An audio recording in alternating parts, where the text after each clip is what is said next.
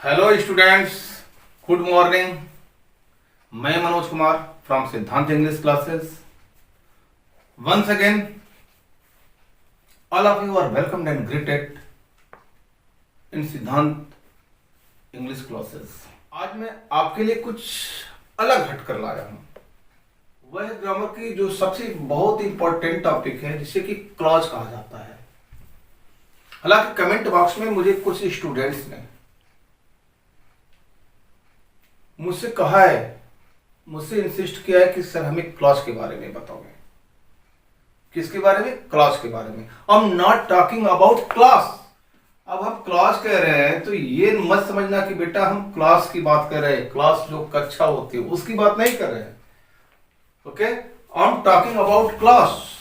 Clause, मैं आपसे clause के बारे में बात कर रहा हूं क्योंकि जो स्टूडेंट्स ने हमें कमेंट बॉक्स में लिख भेजा है या जिन्होंने हमसे कहा है कि sir ji we don't have complete and deep knowledge about clause, even they know a little about clause but doubtful.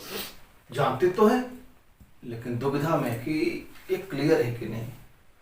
But my students, मैं आपको बता रहा हूं, मैं क्लॉज आपको पढ़ा रहा हूं, शुरू करने जा रहा हूं। क्लास शुरू करूंगा और लास्ट तक जब आप देखोगे तो आपको लगेगा क्लास तो बहुत इंटरेस्टिंग है, बहुत ही मार्वलस टॉपिक है और इसकी बहुत काफी यूटिलिटी है आपके ग्रामर में।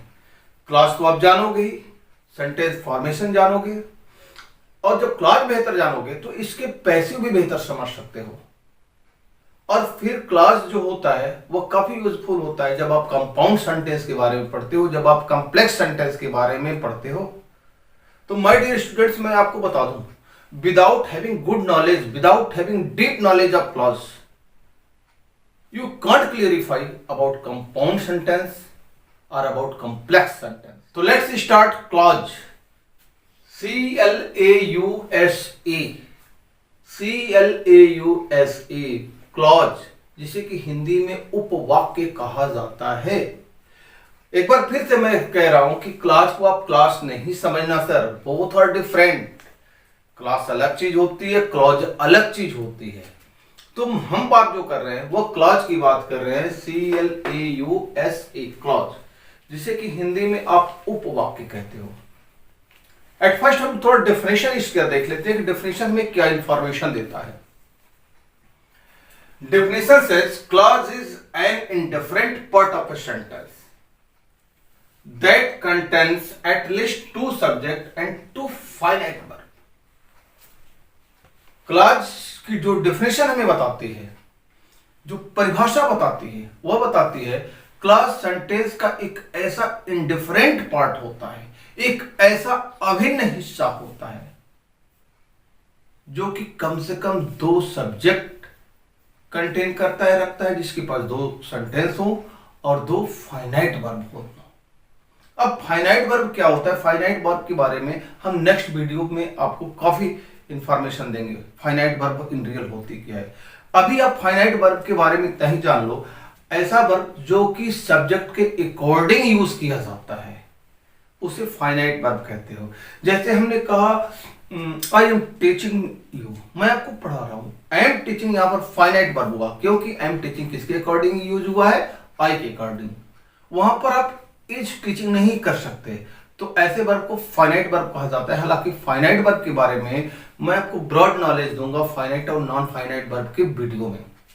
आइए, तो आपने डेफिनेशन में क्या देखा कि क्लॉज सेंटेंस का, वाक्य का एक ऐसा हिस्सा होता है जिसमें कम से कम दो सब्जेक्ट हो, दो आपकी फाइनाइट वर्ब हो। अब आइए, जैसे क्लास जो बच्चे समझते हैं या जो बच्चे डाउट में रहते हैं, थोड़ा देखते हैं उनके कॉन्सेप्ट क्या होते हैं, क्या उनके कॉन्सेप्ट सही है या उनको कॉन्सेप्ट में अपने इंप्रूव करने की जरूरत है। जैसे सेंटेंस हमने एक लिख दिया, boys are playing cricket in the field with their friends।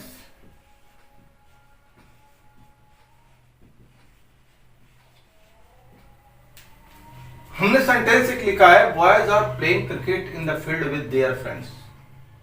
अब कुछ बच्चे सोचते कि तो बड़ा सेंटेंस है, इसमें तो क्लॉज होगा, तो करते क्या है, इसको कहीं से बीच से चाहे यहां से कर देते हैं और सोचते हैं सेंटेंस का एक पार्ट ये क्लॉज हो गया, सेंटेंस का एक पार्ट ये क्लॉज हो गया। तो my dear student, I am telling you this is not characteristic of clause. यह क्लॉज का लक्षण नहीं होता है, ऐसे क्लॉज फॉर्मेशन नहीं होते हैं कि हम कोई भी सेंटेंस है, बड़ा सेंटेंस है, उसको हम दो पार्ट में कर लिए तो इधर का पार्ट एक क्लॉज हो गया, इधर का पार्ट एक क्लॉज हुआ। अगर आप इसको क्लॉज समझते हो तो ये गलत है। क्योंकि क्लॉज की जो डेफिनेशन होती है, जो परिभाषा होती है, वह बताती है कि क्लॉज में दो सब्जेक्ट होने चाहिए, दो फाइनाइट वर्ब होने चाहिए।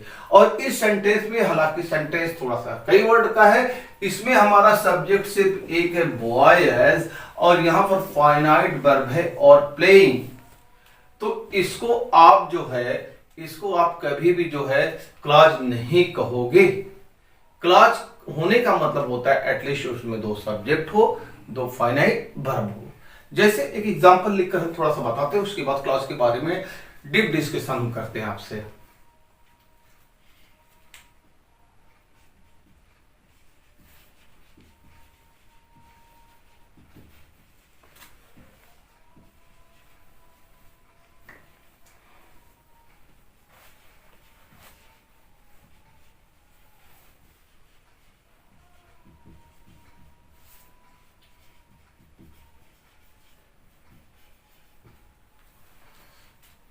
जैसे एक और सेंटेंस हमने बोर्ड पर हाईलाइट किया है।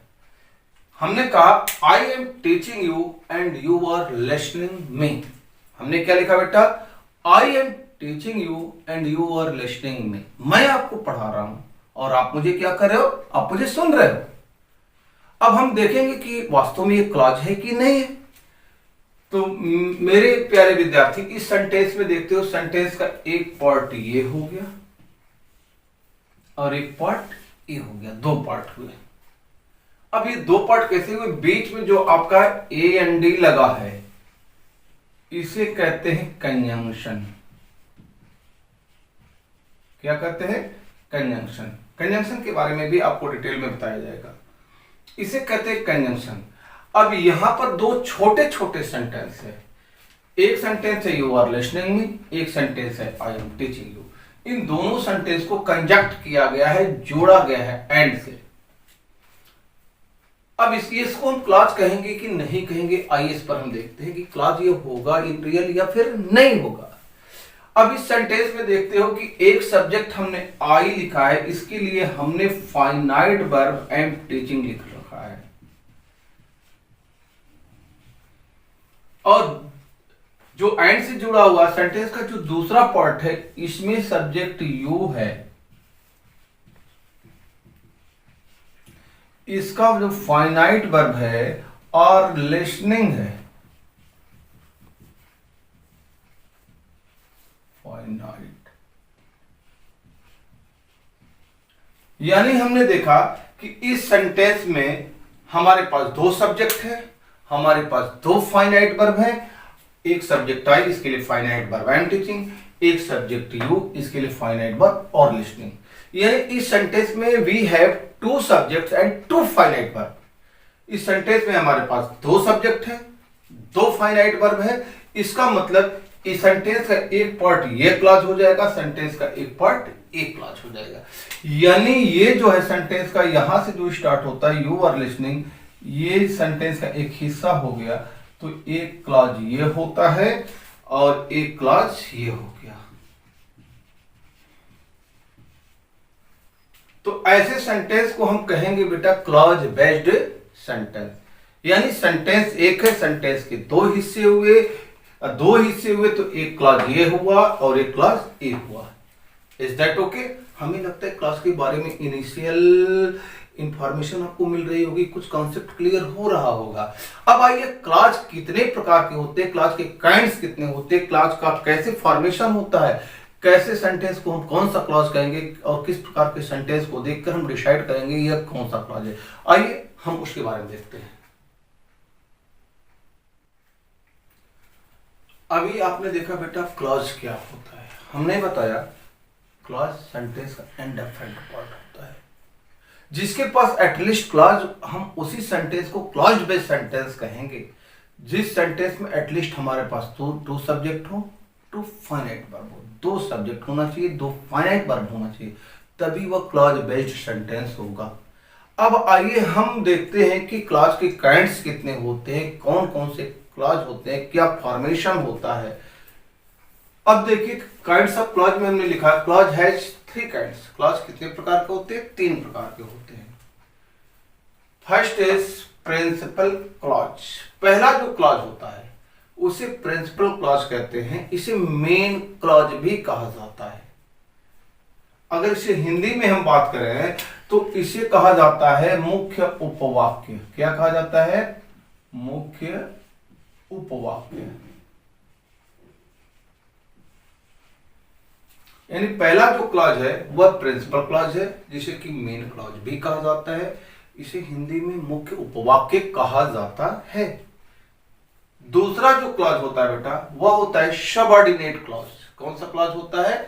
Subordinate clause. इसे डिपेंडेंट क्लॉज भी कहा जाता है। क्या कहा जाता है? Dependent clause. अब थोड़ा सा हम इसको थोड़ा सा एनालिसिस करके देख लेते हैं कि ये सबऑर्डिनेट क्लॉज या डिपेंडेंट क्लॉज होता क्या है। सबऑर्डिनेट यानी कोई ऐसा हो जो कि हमारा सबऑर्डिनेट हो, हमारे ऊपर डिपेंडेंट हो। ये डिपेंडेंट का मतलब क्या होता है? जो किसी और के ऊपर डिपेंड हो जाए, दूसरे के आश्रय हो जाए, भरोसे हो जाए, यानी खुद की क्षमता ना हो, किसी और के सपोर्ट पर पड़ा रहे। जैसे सपोज मान लीजिए अभी मैं खड़ा हूं यहां पर, कोई बंदा आकर मेरे कंधे पर ऐसे करके वो भी सर रख करके ऐसे कर दिया। अब जैसे ही मैं हटूंगा, क्योंकि वो मेरे ऊपर डिपेंड है, मैं जैसे ही मैं हटूंगा वह नीचे गिर जाएगा। यानी वो किसके ऊपर डिपेंड है? मेरे ऊपर डिपेंड है, किसी और के ऊपर डिपेंड है। तो ये डिपेंडेंट क्लॉज क्या होता है? ये ऐसा वाक्य होता है जो किसी और सेंटेंस के किसी और उपवाक्य पर डिपेंड होता है, निर्भर होता है, उसके आश्रय होता है, उसके भरोसे होता है, तो उसे कहते हैं सबऑर्डिनेट क्लॉज या डिपेंडेंट क्लॉज। इसे हिंदी में कहा जाता है आश्रित उपवाक्य।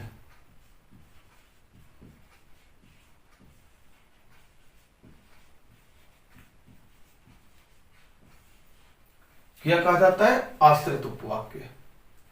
अब आपका जो तीसरा क्लॉज है उसे कहा जाता है कोऑर्डिनेट क्लॉज या इंडिपेंडेंट क्लॉज भी कहा जाता है। इंडिपेंडेंट क्लॉज, इंडिपेंडेंट नाम से ही लगता है कि इंडिपेंडेंट है यार। वो हमारा इंडिपेंडेंस डे होता है ना, वो होता क्या इन रियल? वो तो स्वतंत्रता दिवस होता है।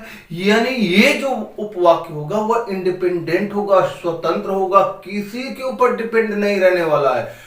इंडिपेंडेंट क्लॉज कहता है भैया मैं तो कंप्लीट अपने आप में हूं, मैं किसी और के ऊपर डिपेंड नहीं करता हूं। यानी ये जो क्लॉज होगा इसे हम कहेंगे स्वतंत्र उपवाक्य।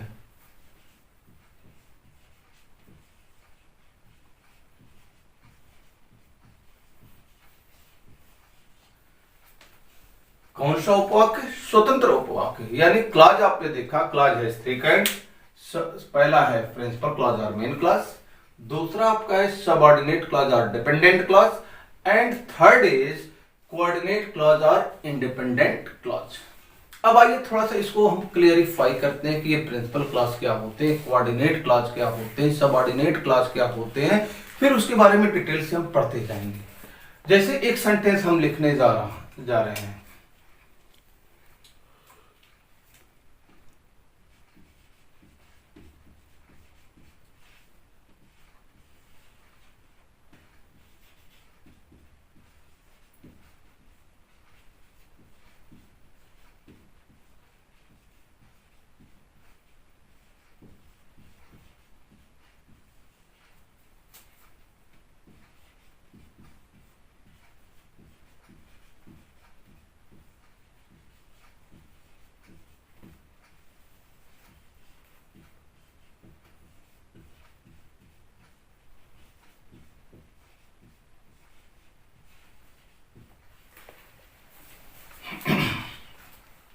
देखिए जैसा कि एक सेंटेंस हमने लिखा पिताजी के घर आने से पहले, पिताजी के घर आने से पहले मैं अपने कमरे में सो गया था।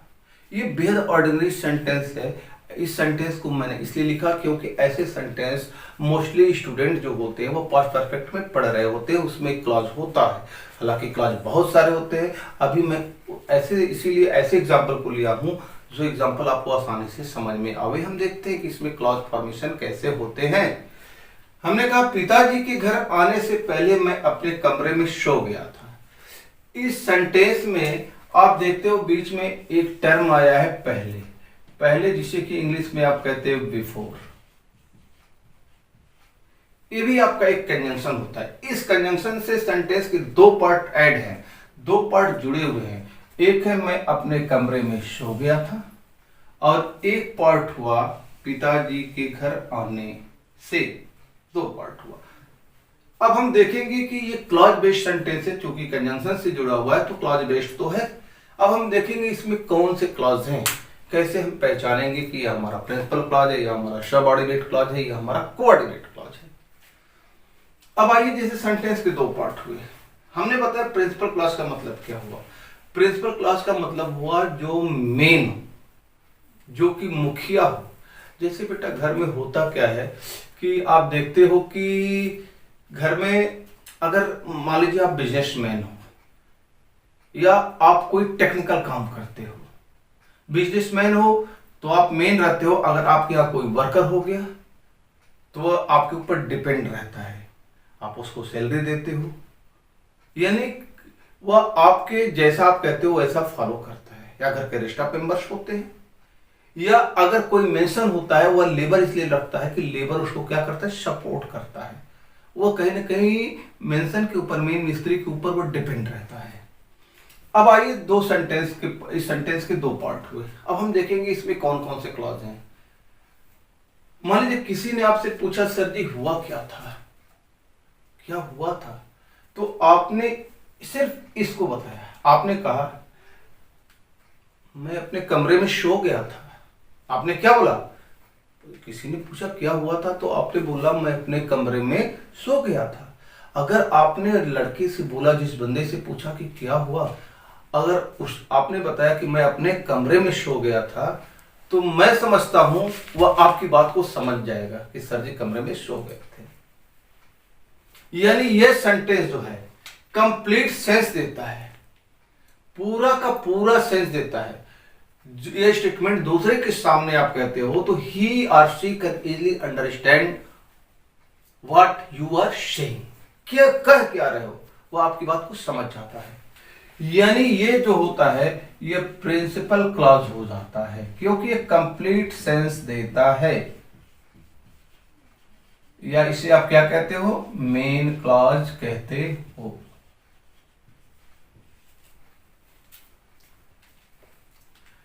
अब इसको नहीं बोला आपने बोला, उसने पूछा कि इस सर जी क्या हुआ था, आपने बोला वो क्या है ना यार, पिताजी के आने से।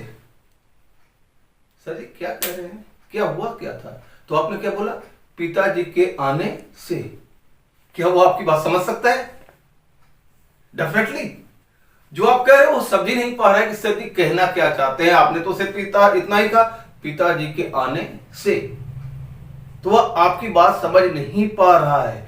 अगर इस स्टेटमेंट को पूरी तरह उस बंदे को समझाना है तो आपको कहीं ना कहीं प्रिंसिपल क्लॉज का सपोर्ट लेना पड़ेगा, सहारा लेना पड़ेगा, तब इसके सेंस क्लियर समझ में आएंगे। जैसे अगर आपने कहा क्या हुआ, वो पिताजी के आने से, वो आपकी बात एकदम नहीं समझ पा रहा है कि सर ये क्या कह रहे हो, पिताजी के आने से, पिताजी के आने से। अगर इस स्टेटमेंट को, सेंटेंस की इस पार्ट को, इस क्लॉज को, इसके सेंस को पूरी तरह समझाना है तो आपको इसको भी साथ में कहना होगा। जब आप कहेंगे पिताजी के घर आने से पहले मैं अपने कमरे में सो गया था, तब वो बंदा समझ में आ गया कि सर जी कहना क्या चाहते हो, भाई साहब आप कहना क्या चाहते हो। यानी कि इसका सेंस तभी क्लियर हो पाता है जब साथ में प्रिंसिपल क्लॉज को भी आप बोलते हो। तो ये क्लॉज जो है, ये जो मेरे भाई, ये जो क्लॉज है, ये कहीं ना कहीं इसके ऊपर डिपेंड है इसके अपने अर्थों को क्लेरिफाई करने के लिए, स्पष्ट करने के लिए प्रिंसिपल क्लॉज या मेन क्लॉज के ऊपर डिपेंड हो गया। दैट्स वाई ये जो क्लॉज होगा इसे आप कहोगे डिपेंडेंट क्लॉज या इसे सबऑर्डिनेट क्लॉज आप कहोगे।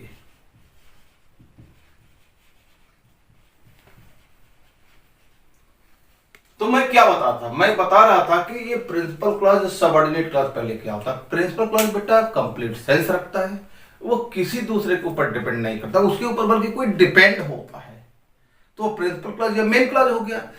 और ये सबऑर्डिनेट क्लॉज क्या हुआ, सबऑर्डिनेट क्लॉज अपना कंप्लीट सेंस नहीं रखता है। अगर उसको अपने स्टेटमेंट को क्लेरिफाई करना है, स्पष्ट करना है, तो उसे प्रिंसिपल क्लॉज का सहारा लेना होगा। तो ये जो है डिपेंडेंट क्लॉज कहीं ना कहीं प्रिंसिपल क्लॉज पर डिपेंड होता है।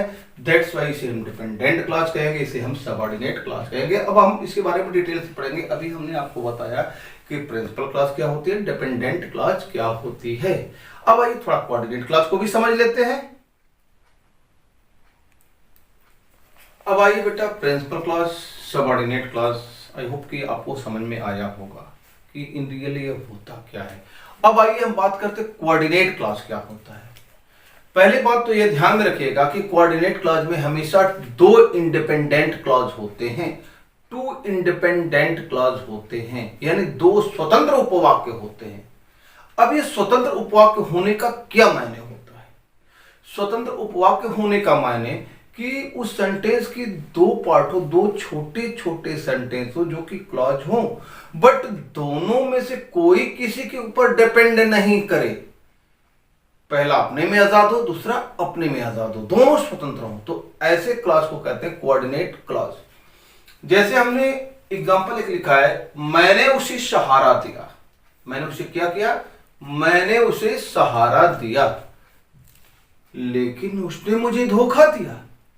मैंने उसे क्या किया, सहारा दिया, लेकिन उसने मुझे धोखा दिया। अब इसके दो पार्ट, बीच में कंजंक्शन हमने लगा रखा है लेकिन बट जिसे आप कहते हो। एक पार्ट ये हो गया, एक पार्ट ये हो गया। अब हम देखते हैं कि क्या ये दोनों जो है स्वतंत्र हैं। अब हम दोनों को यूज करके देखते हैं अपने प्रैक्टिकल लाइफ में। किसी ने पूछा क्या हुआ था भैया, हमने बोला यार मैंने उसे सहारा दिया। पूछा क्या हुआ, तो मैंने बोला मैंने उसे सहारा दिया।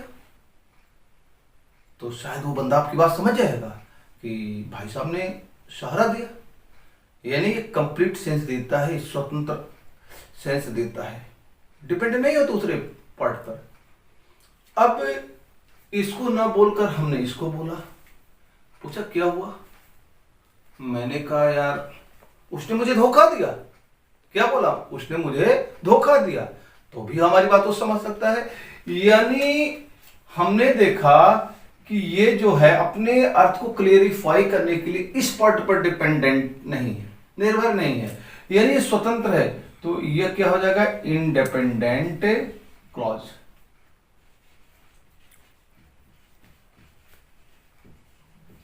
और ए भी हम देख रहे हैं कि इस पर डिपेंड नहीं करता है, तो ए भी हमारा हो जाता है इंडिपेंडेंट क्लॉज।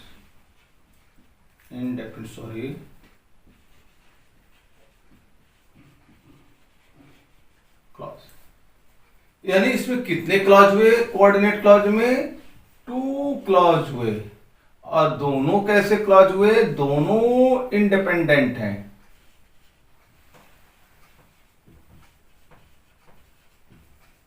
तो ऐसे क्लॉज को कहा जाता है my dear student coordinate clause. यानी कोऑर्डिनेट क्लॉज क्या होता है, यानी such a sentence that contains 2 independent clause. ऐसा सेंटेंस जिसमें कि 2 स्वतंत्र उपवाक्य हों, तो ऐसे सेंटेंस को कोऑर्डिनेट क्लॉज बेस्ड सेंटेंस कहा जाता है, जैसा कि आपने इस एग्जांपल से देखा। आई होप अभी आपको प्रिंसिपल क्लॉज क्या होती है, सबऑर्डिनेट क्लॉज क्या होते हैं, कोऑर्डिनेट क्लॉज क्या होती है, इसके बारे में इनिशियल इंफॉर्मेशन मिल गई होगी, आपको समझ में आया होगा। अब एक एक क्लॉज के बारे में, चाहे वो प्रिंसिपल हो, सबऑर्डिनेट हो, कोऑर्डिनेट क्लॉज के बारे में आपको नेक्स्ट कमिंग वीडियो में ब्रॉड जानकारी दी जाएगी। और मुझे पूरा विश्वास है कि आपको थोड़ी भी कंफ्यूजन नहीं रहेगी, क्लास के बारे में आपके पास कंप्लीट जानकारी रहेगी। Okay okay, good boy. अगर आपको ये वीडियो पसंद आया हो तो आप इसको सब्सक्राइब कर दीजिएगा, लाइक कर दीजिएगा, बेल आइकन बटन को जरूर पुश कीजिएगा, सो दैट मेरे नए नए वीडियो आपके पास पहुंचते रहें। Okay, good boy.